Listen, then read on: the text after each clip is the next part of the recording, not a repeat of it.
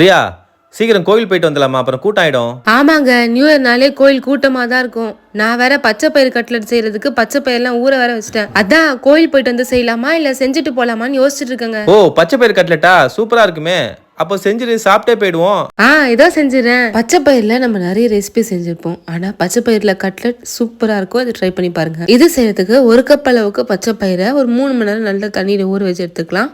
ஊறினதும் கொஞ்சம் கூட தண்ணி இல்லாம மிக்ஸி ஜார்ல சேர்த்து நல்ல இது போல கொரன்னு அரைச்சி ஒரு பவுலுக்கு ட்ரான்ஸ்ஃபர் பண்ணிக்கலாம். காரத்துக்கு 2 பச்சை மிளகா, ஒரு துண்டு இஞ்சி, 6 பல்லு பூண்டை நல்லா அரைச்சிட்டு அதையும் நம்ம அரைச்ச பச்சை பயிரோட சேர்த்துடலாம். இதோட 2 வெங்காயத்தை நல்லா பொடுசா நறுக்கி இதோட சேர்த்துக்கலாம். ஒரு உருளைக்கிழங்கு நல்லா வேக வச்சுட்டு மசிச்சு இதோட சேர்த்துக்கலாம். இன்னும் இதோட 1/2 ஸ்பூன் கிட்ட மிளகாய் தூள், தனியாய் தூள், கரம் மசாலா, சாட் மசாலா, அதுக்கு தேவையான அளவுக்கு உப்பு, பொடுசா நறுக்கிய கருவேப்பிலை, பொடுசா நறுக்கிய கொத்தமல்லி இதெல்லாம் சேர்த்துட்டு நல்லா கலந்து விட்டுருங்க.